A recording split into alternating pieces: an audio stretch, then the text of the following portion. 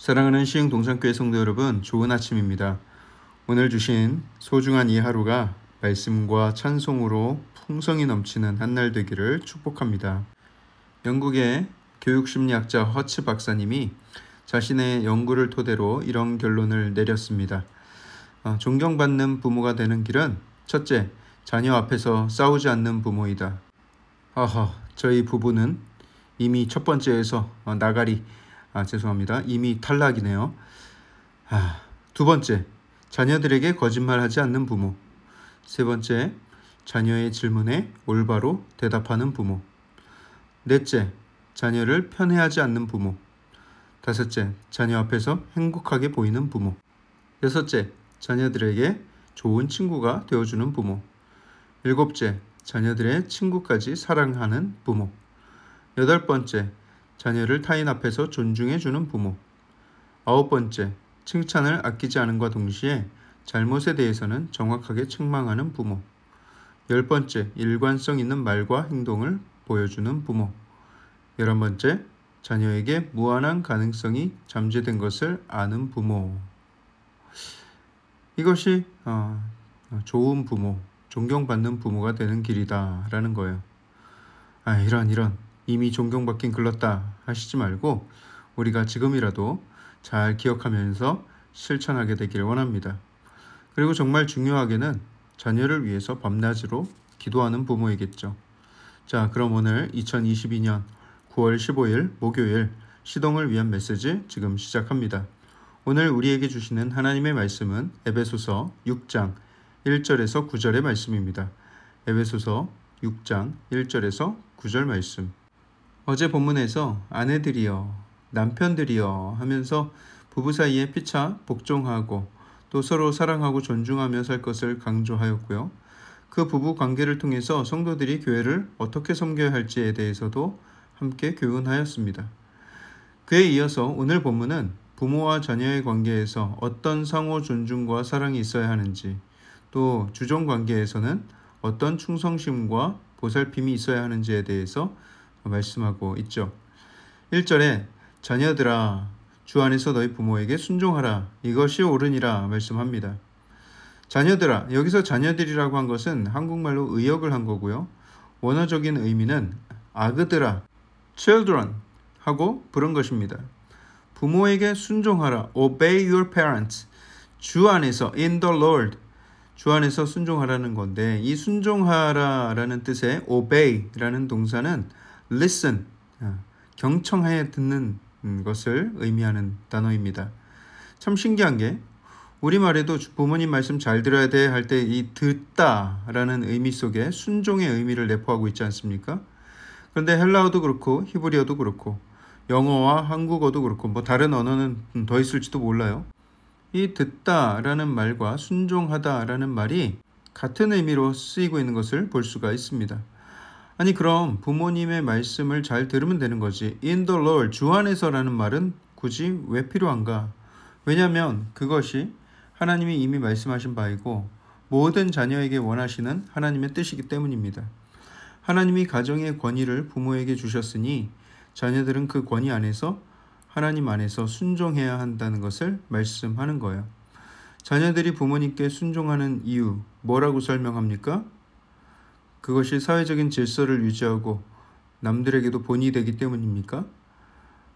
내가 순종해야 내 자식들도 결국엔 내 말을 듣게 될 것이기 때문에 그렇습니까? 부모님이 물려주시는 기업을 순조롭게 물려받을 수 있기 때문에 그렇습니까? 아니죠. 자녀가 부모님에게 순종해야 하는 이유, 뭐라고 설명합니까? For this is right. 이것이 옳기 때문에. 한국어 성경에는 뭐뭐 때문에 라는 부분을 생략을 했지만 원어상 의미에는 그 이유를 설명해 주고 있는 거예요. 순종해야 하는 이유. 왜냐? 그것이 옳기 때문에. For this is right. 하나님의 명령, 어떤 진리의 말씀은 복잡할 이유가 없습니다. 여러분, 부부가 서로를 존중하고 끝까지 사랑하며 살아야 할 이유가 무엇입니까? 바람 피우다 걸리면 사회적으로 손가락질 받고 개망신 당하기 때문입니까? 재산을 분할해야 되기 때문에? 자녀들이 상처받기 때문에? 아니죠. 그냥 그것이 옳기 때문입니다. 그것이 하나님이 원하시는 바이기 때문입니다. 여러 이유를 생각할 필요가 없습니다. 복잡한 이유를 생각하다 보면 그 사람은 남의 눈만 피할 수 있으면 외도를 하게 되고 망신당하지 않을 수 있는 상황이 되면 바람을 피우는 것이죠. 그렇기 때문에 우리는 하나님의 명령을 단순하게 생각할 수 있어야 합니다.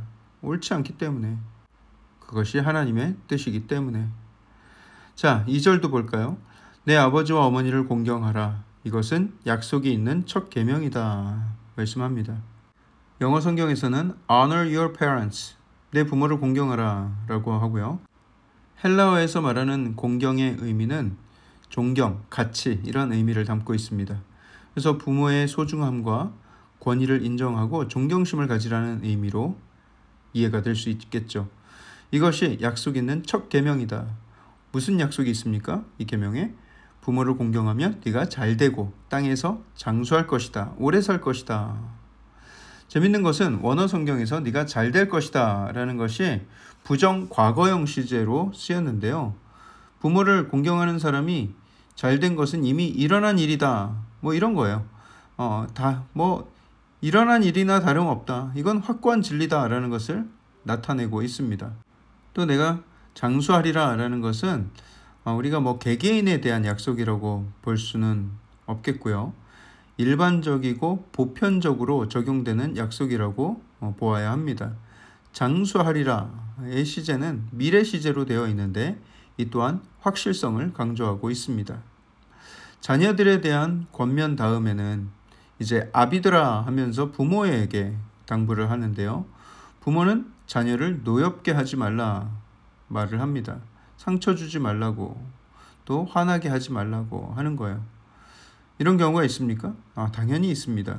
부모의 생각을 강요하고 권위적인 모습을 보이고 부모의 욕심에 따라서 아이를 억압하고 그러면 자녀는 야마가 노엽게 되죠.